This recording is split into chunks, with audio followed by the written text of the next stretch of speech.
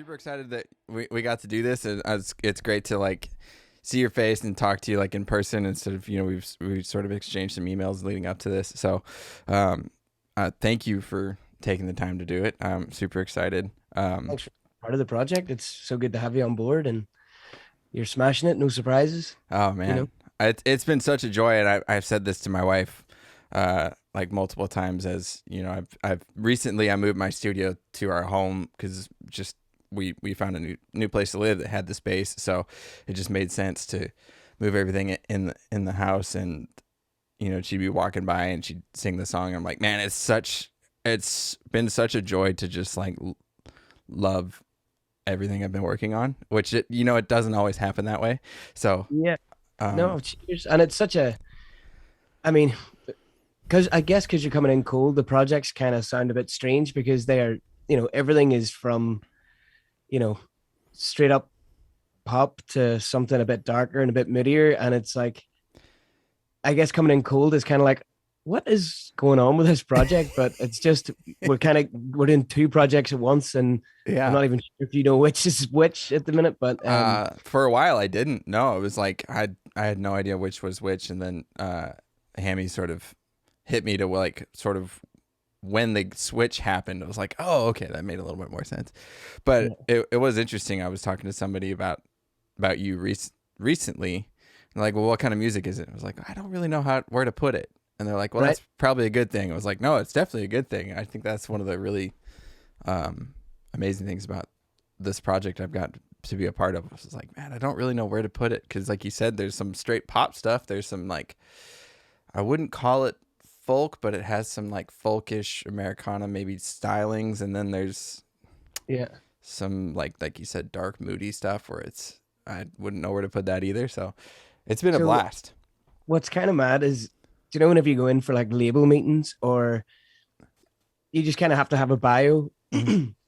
and they all ask the question of what kind of music is it? What's it like? Mm-hmm. You know, and I remember just never having an answer, being like, I don't know how to describe it because if I say if I say Ed Sheeran, yes, that track might sort of lean itself to Ed, Mm-hmm. but the next track might lean itself to something completely different. And then we talked about how, the labels then would say, no, but pick two types of artists that you're like so that we can get a gauge. And I was like, I can't do it. Yeah. I physically couldn't do it. And that was the thing about Ed was it wasn't his if Damien Rice and Jay-Z had a baby or something like that, that was his. Yeah. Yeah. I thought, okay, that makes a lot of sense. I don't have one of them. I just don't have that. Yeah. But there, I I remember at one point I had Googled your name and it said something. There was like a Tom Waits comparison. I was like, that yeah, I don't see it in your voice because I mean, look, I love Tom Waits, but Tom Waits is not a great yeah, singer. It's a yeah, character. yeah, And you have a stunning voice. It's a really just like you're, a phenomenal singer and a fantastic songwriter too. I was like, I kind of get it a little bit in the stylings of music here and there. You might get a glimpse, but I was like, that's an interesting yeah. grab. I was like, One of the first ones I got was Tracy Chapman, and I was like, I don't know how to take that because I am a white Irish kid. Like, I don't know how that managed to fall in there, but hey, whatever people hear, yeah, it's all music. yeah, it really is. And I don't know if it's just I definitely catch glimpses of Foy in there somewhere. Yeah, Uh, Sometimes literally, I've caught a couple of background tracks. It was like, oh yeah, I know that voice. yeah, that voice. Yeah.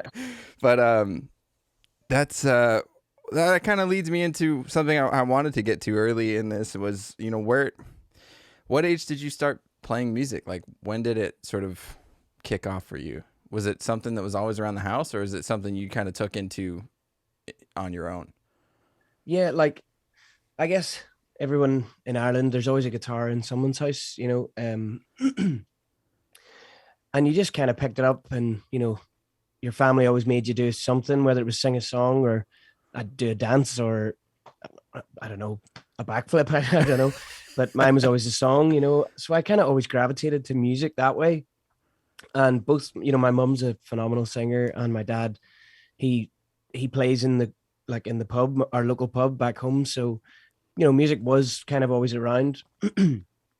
And then for you know for whenever I was like 17 or 15, 16, I sort of joined a band.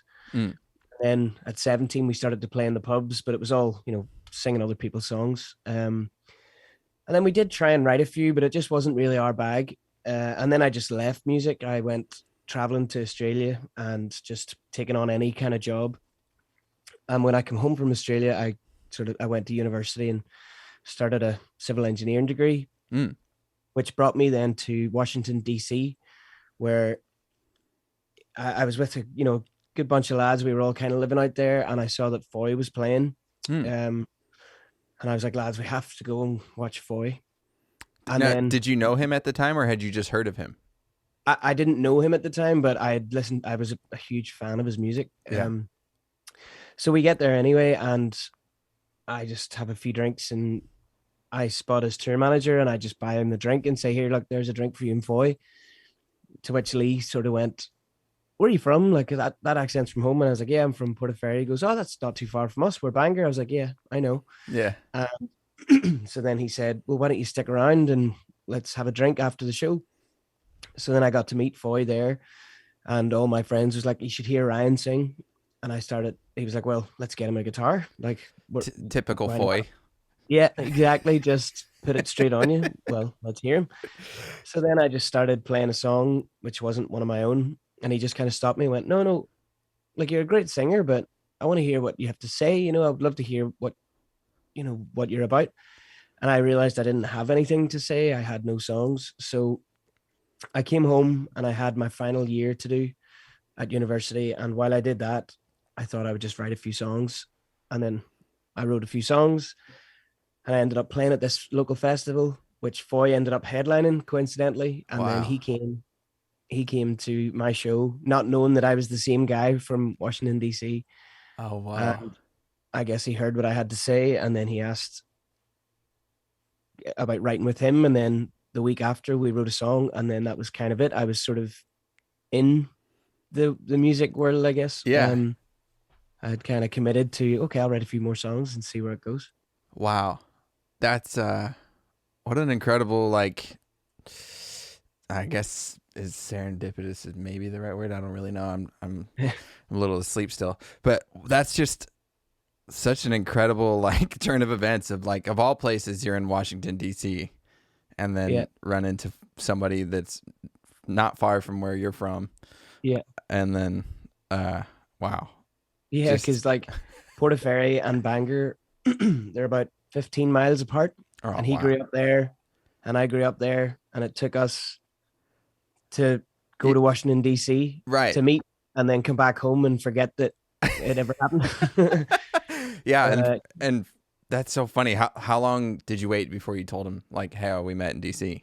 And I had I I told him that night after, you know, I because I didn't know he was there at the show because it was a really awkward, terrible venue. It's not a music venue; it's like a hotel conference room, kind of one of them mm-hmm. kind of things. And yeah, I'd finished my set, and everybody said, you know, play one more song, and I thought I don't have any more, and then Foy again just shouts up, "Play whatever the fuck you want," and then I knew that he was in the room. So then I said, "Sure, I'll play one of yours," and he was like, "No, anything but that." Then after the show, then he came down the stairs, and you know, he just come up to me and said hello, and I was like, "Yeah, no, we've met before," and he was like, "Oh yeah, we met in the toilet in Washington D.C." And I was like, "Yes, that's exactly where we met." Oh So man, that's that's so foy to just put you on the spot and then yeah, nope, don't play that one either. yeah, Uh, that's so fucking funny and so I mean that just kind of speaks to the power of Foy Vance of just being able to pull that out of people because yeah, he obviously saw something in you and the way he likes to pull that out of people is always fun to watch. I remember somebody was telling me there's a band that I worked with in Nashville called Moon Taxi, and they were doing some radio gig. I was for one of the big radio conglomerates out here in America, and Foy was on the show, and he did his set, and then Nora Jones was on, I think they said, and she went up and she was in between songs, and she went to like, oh, I just want to thank everybody and thank radio for having us all here. And Foy from the very back row of the amphitheater goes, "Fuck radio." Classic Foy. I love it. So you just played a couple shows, didn't you? Real recently? Was it just one, or is it played one? Played one. Yeah, so I was supposed to have done a lot more than that. I got to play one, which was outdoor, and it was the first gig I'd done in 16 months or something. Wow. So it was a real sort of blowing the cobwebs off kind of gig. Like as soon as it was over, I was like, I just want to start again. Yeah. Because you can go into rehearsals all week, but it's not the same as having people in front of you, Right. And so that was okay. I was kind of buzzing and I was excited. Yeah. And then I was supposed to have 2 gigs, but they got cancelled the day before they were supposed to happen. God. And then they get pushed back another week. They were like, no, they'll still happen, but we just have to wait a week. And I was like, okay. And then a week later, they get cancelled completely. And I was like, oh, right, well. Fuck's sakes. But but I have a couple next week. A couple of outdoor festivals. I think at the minute we just have to play it safe and just try and focus on outdoor shows as opposed to indoor shows. Man. But look, anything to get back playing, it was you just miss it, Yeah, I was gonna say, like, the first song after 16 months must be like such a mixture of emotions. Worst, because I hadn't done it in so long. Like, this is how ridiculous. I know this might sound so ridiculous and unprofessional, but I just got on and started playing the guitar and realized that I wasn't in tune. And I mean, like, not like a string was out of tune. I mean, the whole guitar was like a quarter of a step down. Yeah. It just hadn't been. I hadn't tuned it in so long, and then I started playing, and it was so noticeable, and you could see everybody's faces, and I was like, it's such a dominant part as well. So you can't not play it. And I was like, I don't know what to do, but just continue doing it and apologize after. Oh yeah. And that was what I did. I just apologized after. Yeah. Oh man, that actually takes me back to man. It's one of those like nightmare gigs. It wasn't my gig. My buddy came through Arizona, I don't know, it was probably 15 years ago, and he was in a pretty well-known band, and he was playing at one of the colleges, and he's like, man, we don't want to rent a bunch of gear. Can we borrow like some of your stuff, like guitars and amps? I was like, yeah, for sure. He's like, would you like tech and just sort of like help us out and do tunings and all that shit? And I was like, yeah, no problem. And so we get all the way through the set. It's going great. And it's the last song that he's going to do all by himself. So the band leaves. And so I hand him the guitar that's in that tuning for that song. And he's doing his thing, talking to the crowd. And then he just decides, I'm going to bring the band back out. Let's do this as a full band. Well, the band, when they walked off, they had their guitars in a different tuning. And they just went to the green room with those same guitars. And then they came back. And it's like 1, 2, 3, here we go, and everybody hits the wrong fucking note at the same time, and it's like one of those things. I think they were at least a half step off of everybody. I think it was a minimum that, and it was one of those things where it's just like, as soon as it happens, you're just like, oh fuck.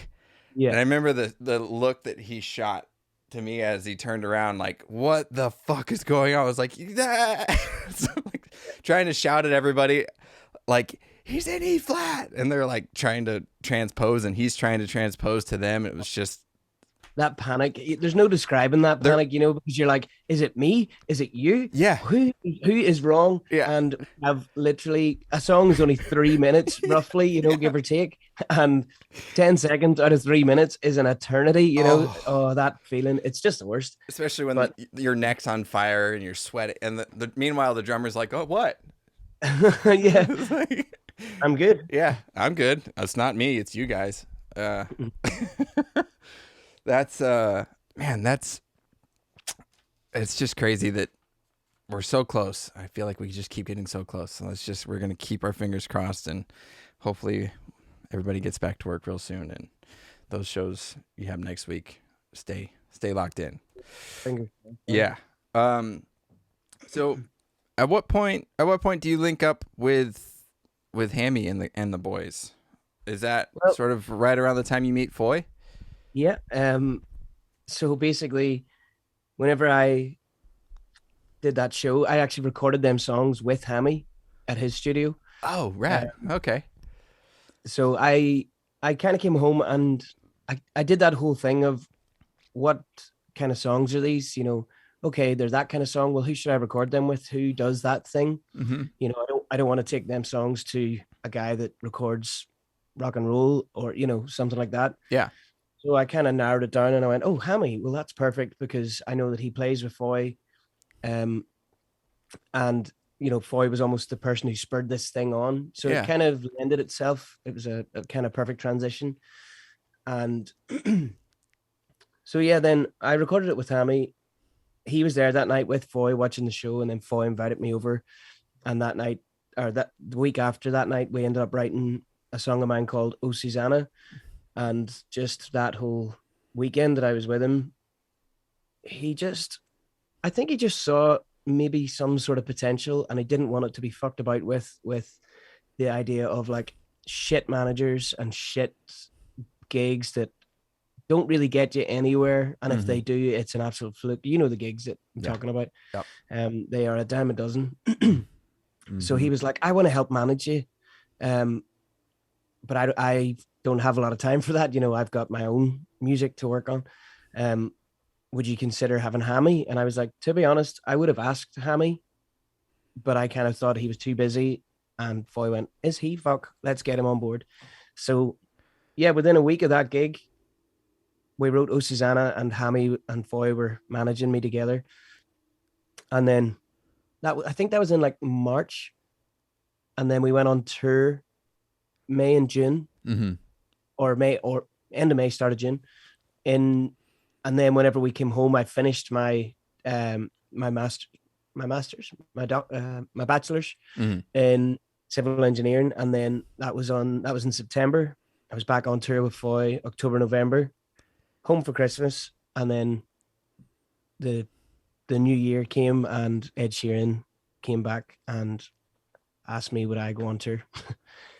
So it Wow. was kind of it was kind of really threw in the deep end of, hey, I wrote a few songs Yeah. in March 2016 and March 2017. I was touring on the biggest selling tour of all time. Yeah. uh, Pretty Fuck. crazy. Yeah. That's talk about like throttled up as soon as you get in. It's just like here we go. Here Like you go. Yeah. man, what a. Oh, I was gonna say at what point.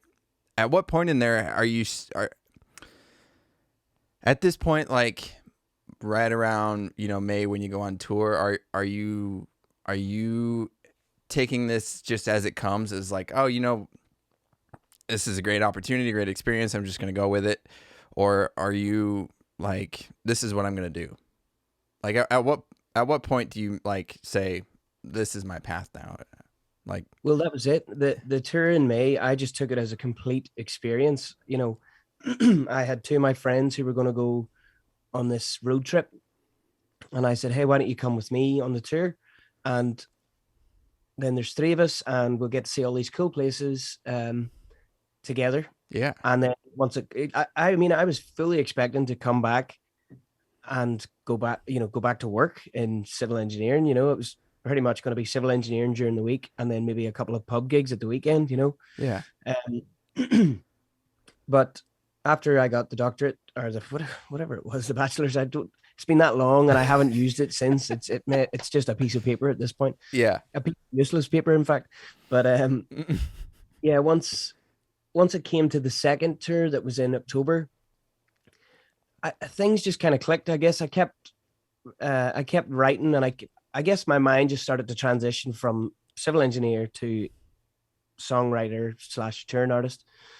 And by the end of that tour, I guess I was so surprised at how well received everything was. The crowd, the merch was selling flat out, and the crowds were very, very nice to me. And then I guess I was kind of just thinking, I'm just going to keep riding this wave just to see how long it goes, because that job's always there to go back to. Yeah. And and then yeah, Ed came to the London show where I was supporting Foy, and then once he asked me to go on tour, I kind of went, okay, maybe I should just not go back. Maybe I just keep riding this wave for as long as possible. Yeah. And that's kind of what it has been this far, and I guess it's kind of at a point now where even if I wanted to go back to civil engineering, I couldn't. I'd be the last person you'd trust in that job now. it does get to that point where you're like, shit, I've done this for so long. If I go back to anything else, like I'm gonna have to go back to school again. Like, Yeah, big time. yeah, I've Yeah. thought about that a lot. Where I'm like, man, I've been doing this.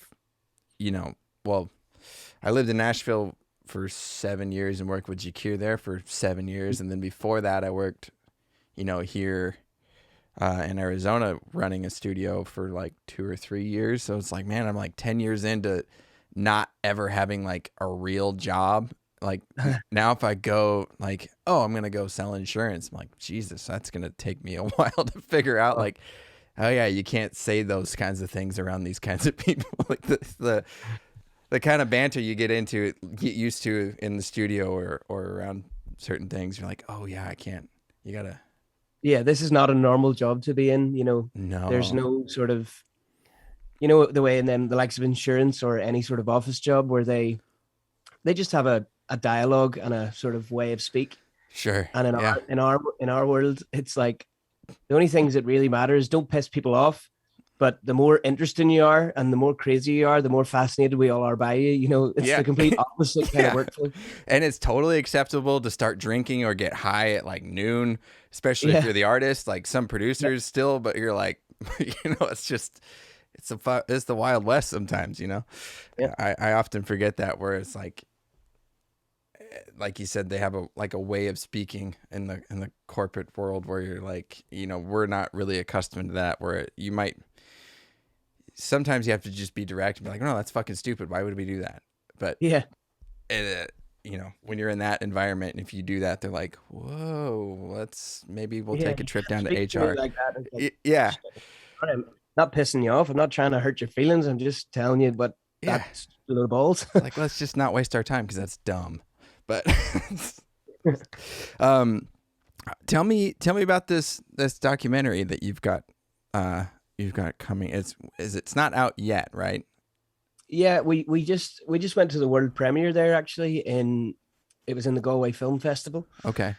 And I, it's so surreal, to sort of see the last 5 years of your life, like your sort of touring lives and just everything really, your Yeah. life for the last 5 years was kind of incredible.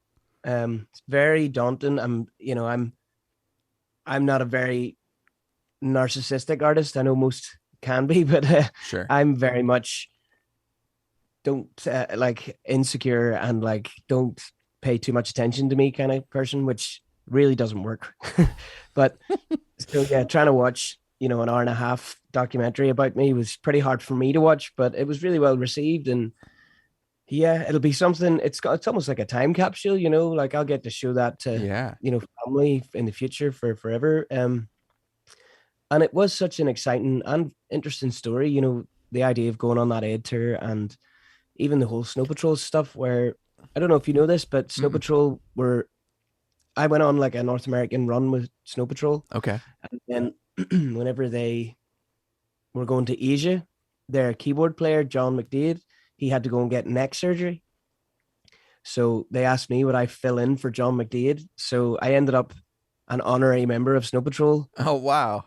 for like this incredible tour. And it was so fascinating watching it all. And you see the ups, but then you see the downs, and you see the sort of the kind of struggles that I'm glad that they filmed, because I think it's so easy to shoot Disney all the time. It's like, and this was fun, and this was wonderful, and this was brilliant, and Yeah. you don't actually see any of the darkness and the loneliness and the kind of pulling your hair out and getting frustrated with having to do your job, which is, Yeah.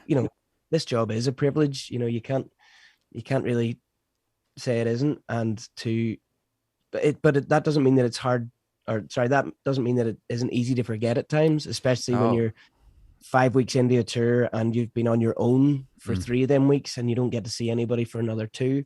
yeah. It's That shit really creeps in. Yeah, And and you get what's the great, the odd hours and you're away from home. You don't have like a real schedule. You never get to like have any sort of real routine of normalcy, and then all of a sudden it's over, and then you're home, and yeah, now what? It's yeah, like and you've been away so long, so now that you're home, you can get to work doing like other stuff, and it's like I haven't had a chance to even breathe, But this is all the stuff that it kind of covers. It kind of shows us at the best of times and at the worst, and I think it's in the worst times is whenever I connect with it more, because sure.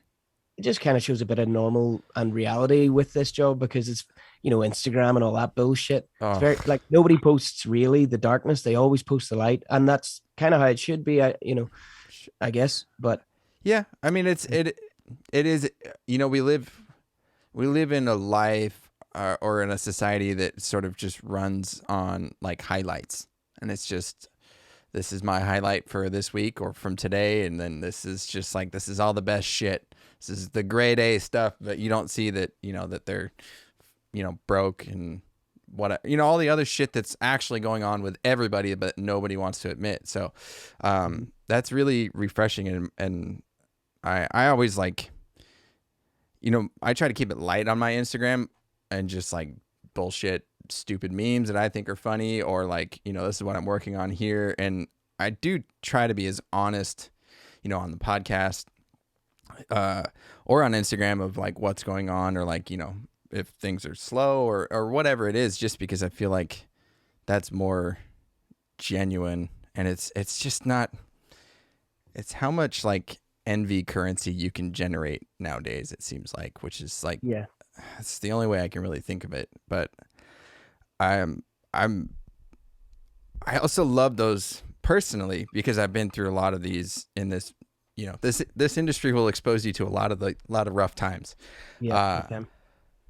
they're also some of the best times to look back on because it's a character building Yeah, experience of like, oh, that's why I'm able. learn from mistakes. Yeah, Yeah, that's made me who I am today. It's like fucking when I'm starting out, and like I remember the first time I met Foy, and it was mm, brief. Like he was in Nashville for a write, and he was meeting with Jakir to talk about doing the record, and I'm in the middle of setting up for uh, a session with a band called Kaleo from Ireland, or no, yeah. not Ireland, Iceland. Sorry, another I. Yeah. And So, way down we go. yes, exactly. So we're setting up to make that record, which Jakir produced, and it's like 11:30 at night, and we just got into the studio because somebody else had been in there all night and all day. So it's like 11:30, and we're just getting in to break down that session and then set up our session, which our setups were pretty legendarily ridiculous. Like we'd have like a 6 to 8 hour setup just because it's you know the way we did things is very intensive, and we would also just take over the studio for like 6 weeks. So you just want to be ready to like go Yeah, and do anything that you need to instead of having like a 20-minute yeah, downtime between setting up. So it's like and we're doing that, and then Jakir and Foy had just come back from having some cocktails, and they were like walking through Studio D going, yeah, and Jakir was kind of going like, well, this is where we would do your record if we did it. And I just heard somebody down the hall banging on a piano, and Foy was singing. Well, it was called Revolution. I think he ended up calling it Ziggy. yeah. Yeah, and that was the first time he played anybody that, and I just like remember everybody stopping in the room and being like, "What the fuck's going on here?" Like it's like, and he like Foy walked out of the room, and I was like, "Are we gonna work with him?" To Jakir, he's like, "Yeah." I was like, "All right, Yeah, cool," but that's getting back to my whole point of that. I got a little sidetracked, but it's like one of those nights of like you get to bed at, we finish the setup at 4 a.m. and then we have, I got to be back at the studio at 7 in the morning. So it's like you're in this thing of like, do I go home? Do I drive a half hour, or do I just sleep on the couch and get more sleep? Yeah. And yeah, and you just, oh, I'm gonna sleep on the couch. But Yeah. it's like so many of those nights where you just, you know, rotate in a different artist name, and it's a similar thing, and you're just beat down and tired, and it sucks so bad when you're doing it. But then you look back and you're like, oh yeah, that was actually, it sucked doing it. It's fun to look back on now, or to pull from that experience. Yeah. Uh, It's so funny for that. That is my most of my experiences with Foy is him doing something that stops everybody in their tracks. He just blows people away, and then he walks out of the room, and you're just like, you just know how to live life. Like you yeah, just go in, blow everybody's socks off, and then leave. yeah. Uh, It's and it happened to me actually at um randomly in Courtney Cox's house. Yeah, very, very strange turn of events. I walked in and it was a lot of famous people, and I was like, why the fuck am I here? But oh man. Mm-hmm. Foy has this song. I actually think it's maybe on his new record. Um, but it's just phenomenal. And it was a Sunday night, and I think they kind of do this all the time at that house, where it kind of starts, the sun starts to come down and everybody starts to come in and the music starts to happen. Mm-hmm. And Foy goes in and just blows everybody away.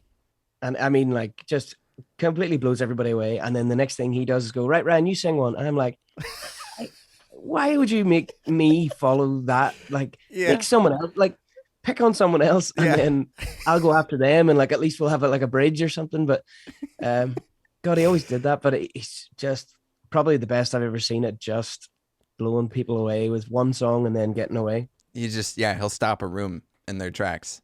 Yeah. I love that. He just light the room on fire, and they're like, okay, now you go. I'm like, man, you just sucked all the oxygen out of the room. What am I supposed to do? Yeah. It's that. Oh, every single time he does it to me all the time, and I'm just like, oh, I love that he has that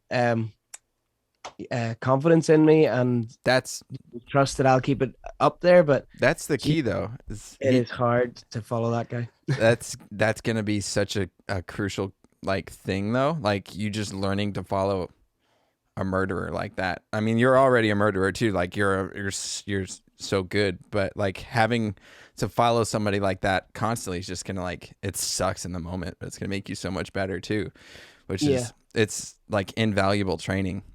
Yeah, he does. He always pushes me to be the best that I can be. Yeah. And I hate it most of the time, but then what comes from it, I'm like, he just knows exactly how to push the right buttons. Sometimes I swear to God, he just calls me at a time whenever I didn't even realize that I needed it, and I'm kind of going, well, how, like, are you connected to my brain? Like, have you got some sort of weird chip in my mind that lets you, like, I could be sitting here uninspired trying to write a song and getting nowhere, and all of a sudden he could ring me and go, well, what are you doing? Oh, I'm just in the studio. What are you writing about? Actually, I'm trying to figure it out. Well, do you know what you should do? You should stop fucking trying and just go and do it. And then he would just hang up, and you're just like, motherfucker, that's exactly what I needed. That's a random kick up the ass that I didn't realize I needed. Yeah. And then all of a sudden the work would get done. I have the same thing with him. He's got a real odd gift for that. Whereas like during, we moved back, my wife and I moved back to Arizona this year. I opened a studio for a brief time that I mentioned I moved. I started this podcast, and I was just doing literally anything to try to, keep things going. Cause, obviously COVID's really took a chunk out of our industry, and then the move, getting reestablished and all that shit. So, and I was working, I still do work. I work too many jobs. This being sort of the main one, well, audio and all that, but I was in one of those moments too, where I was just like, man, I had just started the podcast. I wasn't really sure what was going on.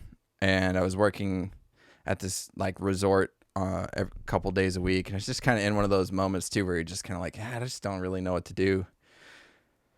And, I got a text from Foy, which I hadn't talked to Foy in like maybe a year or two. Like he just sort of dropped off the radar for a little while, and then I got a text, and it was like, hey man, I heard you have a podcast. If you ever run out of people to have on, like, I'd love to come do it. I was like, run out of people? Like, I've been wanting to ask you. I just was too afraid to ask you forever because I thought it would be an inconvenience to your life. But okay. And then, I think from then on, like, he called me maybe once every other day, like FaceTime, because he doesn't have a phone anymore. Or maybe he does. I don't know. He's back on the iMac. But it was just one of those like kicks in the asses of like, oh, wow. Okay. Like, somebody I really love and respect is like pushing me to keep doing this thing. And then, gosh, we did the podcast. And then 2 days later, I got an email from Hammy to be involved in this project. So it's just like, okay. So, yep, there you go, isn't it? It's just kind of because I can remember whenever they were over recording that album and they came over, and wasn't there another engineer? There was you and another guy. Yeah. Lowell Reynolds. Yes, and the two of them just came back beaming about you guys, just being like, these guys are the shit. They're the future of all of this sort of stuff. They are just the bomb. And I just thought, fuck, I kind of wish I had met them or had been there to be involved. That just, I know it's a weird sort of jealous thing to have, but that kind of, I wish I was a part of that. Yeah. And that was kind of it for me with regards to like thinking about anything sort of in your world, because again, we hadn't met or spoke or anything. Mm. And then I didn't know that he had just done the podcast with you, but it was a funny thing because we were trying to think of mixtures, like who could we get to mix? And I was sort of asking, I was talking to Hammy and I was thinking, what about this? What about these people? What about that? What about this? And he was like, I just don't feel it. Like, what's the connection? Like, I don't understand. And that's kind of the way them guys are. There has to be that kind of thread of connection. Otherwise, it's this disconnect as a part of your journey, which sits out a wee bit for them, a wee bit disjointed. And then when they brought you up, I was just like, oh, of course, perfect. That is exactly who should be involved in this. But then I was like, how do we ask him? Because I don't know him. And then whenever you said yes, I was just buzzing. I was just like, I can't believe that you were able to, one, fit me in, and two, like, because I know it was kind of through lockdown, so all that, but I just, again, because I don't know you, and with this literally being our first sort of face to face, I was just like, what? He could just say no, and then I'm kind of like, oh, I got my hopes built up. But yeah, it was so good to have you on board, and like as I said, you're smashing it. I'm so happy to be involved, and I hope I know how I get how the business goes. Everybody has their own journeys through it, but I hope to stay involved for as long as you'll have me, because I'm loving every minute of it. That first mix, I was like, I think I'd obsessed over it for like a week and a half of just like my poor like former assistant who now lives in New York, Danny Pellegrini, fantastic engineer and mastering engineer. Like I think I bombarded him like for 2 days straight of like, hey man, will you listen to this and like give me a note? Like I just like I'm fucking like I want to get this right. He's like, dude, it's good. Just stop fucking like just send it out already. It's like, oh, okay. Yeah. It's like, and then thank God you guys were happy, and it was like, oh, okay, now I know the path that we're all like focused. And I think it's been fun and kind of interesting now that I think about it, like, not knowing you, but having had that experience with Hammy and sort of knowing the way they all work, of like being on the same page relatively quickly, I think was a big part of their, why they like that sort of common thread thing. I think we got off a little bit off the documentary. Yeah, well, they followed you for 5 years. They followed me for 5 years. Yeah, man. Wow. So like how often are they around during that 5 years? Well, I guess they were around as much as they could be, but whenever they weren't, we take cameras with us anyway to document. We were always thinking like we'll just document our own footage anyway. Yeah.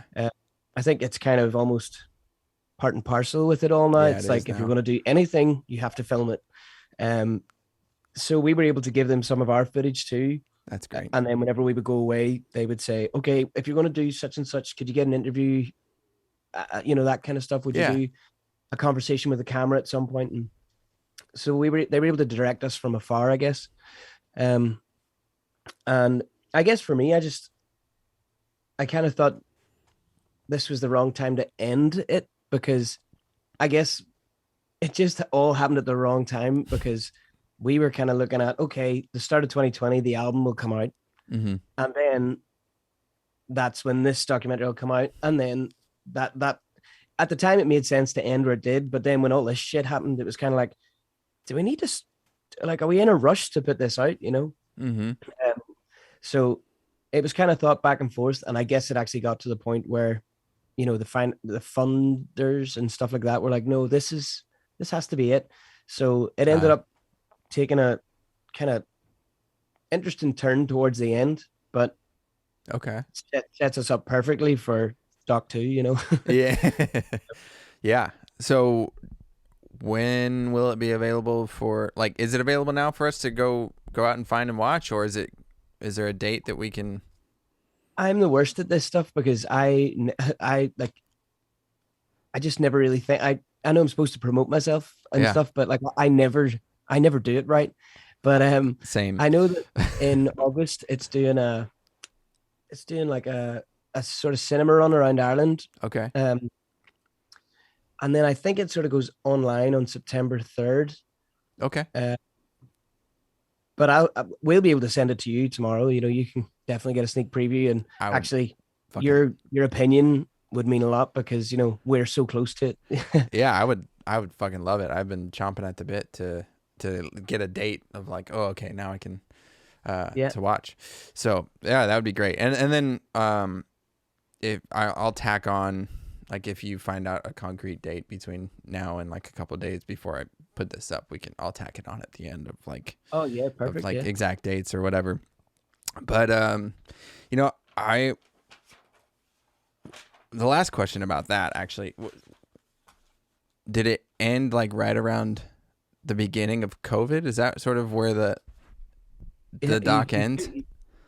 you couldn't have written it better. Like I can remember because the common thread is us up in Donegal kind of listening through songs and recording bits here and there. Mm-hmm.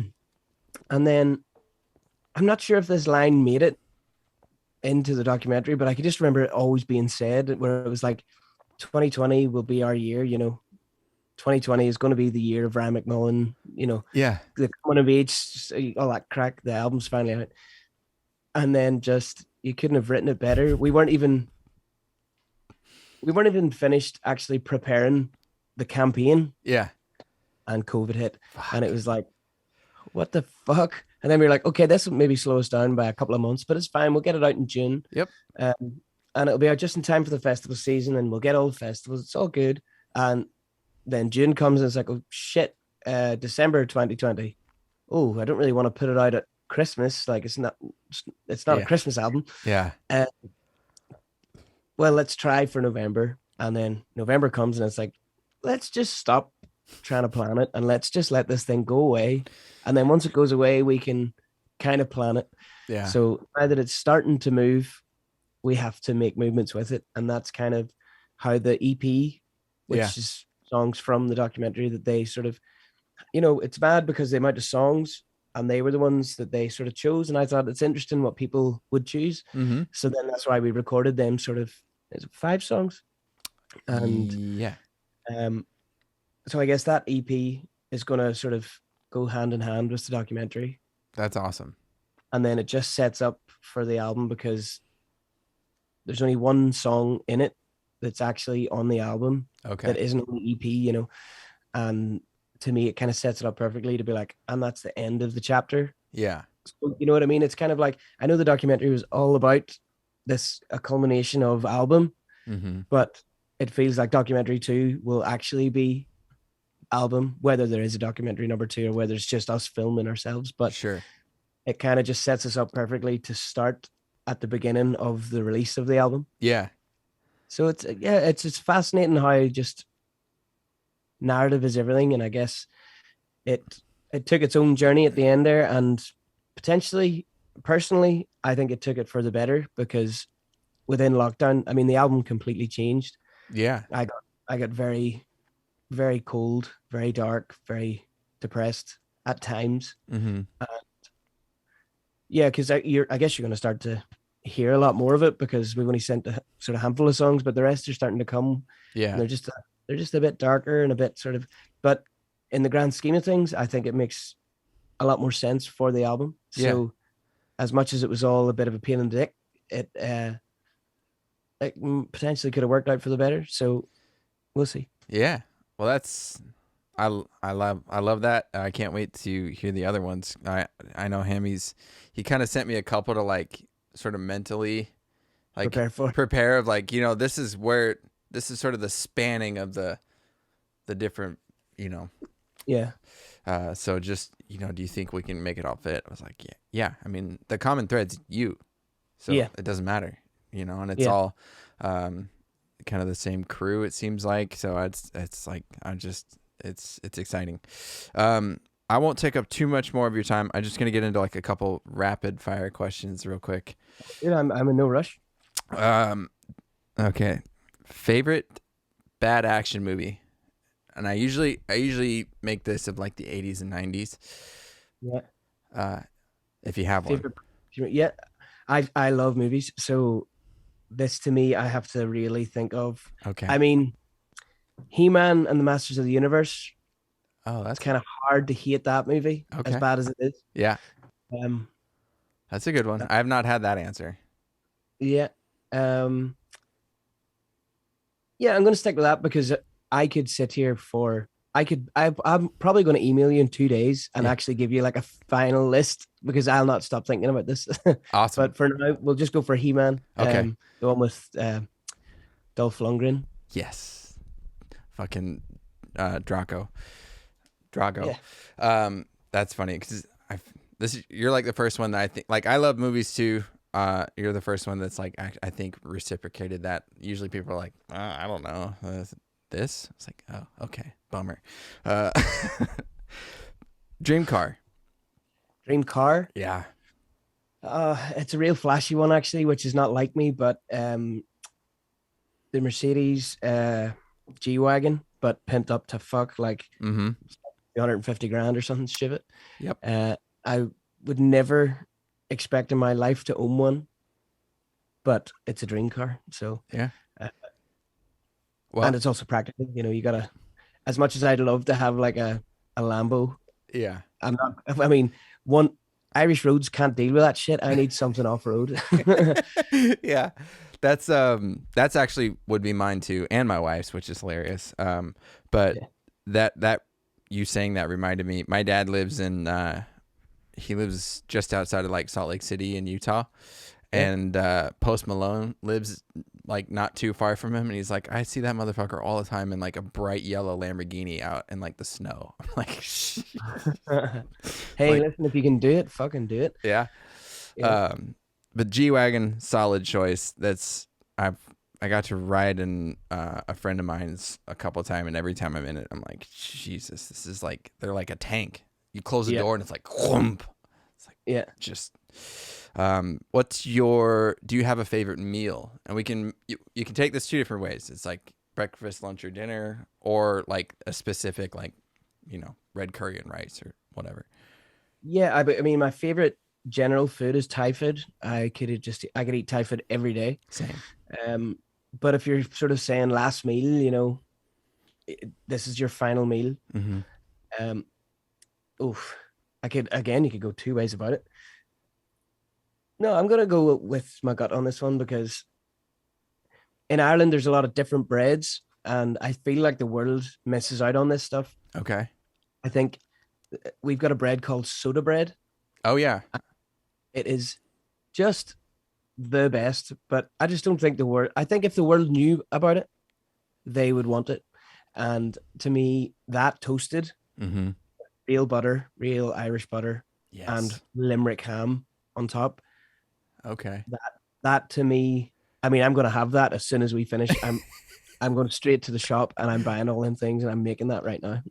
You're making me hungry. That sounds delicious.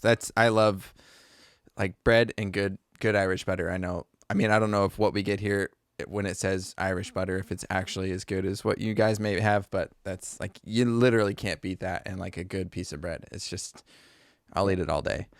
Oh, Um, what's your least favorite part of making a record?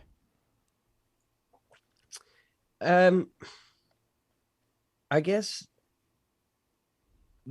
decision making. I feel like if you just commit and move on, you wouldn't stress about this sort of stuff. Mm-hmm. But I guess because it's the first one, I'm hoping that this will go away at least a little at every album. You know, it gets a little easier. Mm, That sort of indecisive.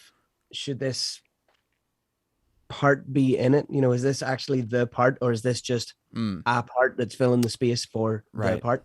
right. And that's that kind of insecurity, I guess, and unsure. Yeah. That's my least favorite part about making the record, Mm-hmm. because I love all the rest of it. Um, I'm so geeked out by gear, and I'm all into the rest of it. It's just the picking the parts thing, which I'm Yeah. hoping, you just commit and move Yeah. on. I mean, that can go, I've seen it go both ways for different people. If for people that are really sure of who they are and sure of their vision, it's like they just become more emboldened by like, oh, this is just it, and like we're good. Mhm. And then I've seen other people um who see like a measure of success, and then it gets heightened, Yeah. and now everything's under like an insane microscope, and it's like, oh, we're taking, you know, a week to do one vocal comp for Fuck. one track, and you're like, at the end of that week, they're like, what do you think? I'm like, oh, I think it was good 11 days ago. that's Yeah. that's what I think. It's Yeah. different. It's not better. It's not worse. It's like, what are you looking for? Yeah. So, yeah, I mean, it's just, I don't get that vibe from you. It's at all. I mean, I get the vibe that you really care and your heart is really in it. And I think that that's just going to just keep getting reinforced. So that is interesting though. I haven't really thought of that much. I always, Jakir would say this, and I think it's one of the best descriptions of it. It's like you inevitably, in the stage of every stage, or at the ending stage of every record, you get to the point where you're just like, what is now? What do we throw at it? And eventually, it's like you're just like hitting bottles with pencils and like, does this work or what? And it's like eventually the song starts to say no, and Yeah. that was what he would always say. Is like, well, the song will tell us, you know. Yeah. And then Oh, that's great. you'll be in the middle of tracking something, and it'll just be like, nope, we're done. Yeah. The song's done. We're good. And you're like, oh, great. Here we There we go. go. Yeah. Last rapid fire. Well, I know I say rapid fire, and then I go on a tangent. The last records that you listened to, that really impressed you, or listened to front to back. John Mayer's actually his latest record, and I loved it. I loved how everything was so simple and effortless, and there was no big bells and whistles. It was just, Yeah. like, just very sort of soothing. Song, the songs aren't there to change the radio, and they're not there. It's just a great record, Yeah. played by great players, all real instruments. It's just amazing. Yeah. That would have been my answer too. Of just like the first listen. I remember I listened, like it was like super early in the morning. I was driving to work, and it was like kind of a cursory listen. I was like, hey, it's pretty good. And then like later that night, I listened like intently all the way through. I was like, this is fucking brilliant. Yeah. Like you said, the simplicity. There's nothing that's like, there's no fat on the record. It's just, No. we've thought of every single part, and everything's been obsessed over. All the sounds are like amazing. And then, like you said, the players are ridiculous. And Yeah. then it's just, I also just love like the record in a way is just like all the promotion for it is just kind of like one giant shit post of he's just trying to stir people up with like this silly imagery, and like Yeah. putting a cassette deck in a Porsche for that like thing. It's just Yeah. I've I've always admired how he has constructed his career. He's always very strategic. Yeah. Okay, so this is the last thing. You know, I call the podcast One More for Safety. Like I don't know if you guys have that expression Yeah. in the studio there, but it's if you're in a studio, you've heard it a million times. Okay, one more for safety. So this is my one more for safety question, and I usually kind of switch these up, but I'm interested on your answer to this one because I think this is the same one I asked Foy. But what do you want your headstone to read? Whew. Oh wow. On the spot.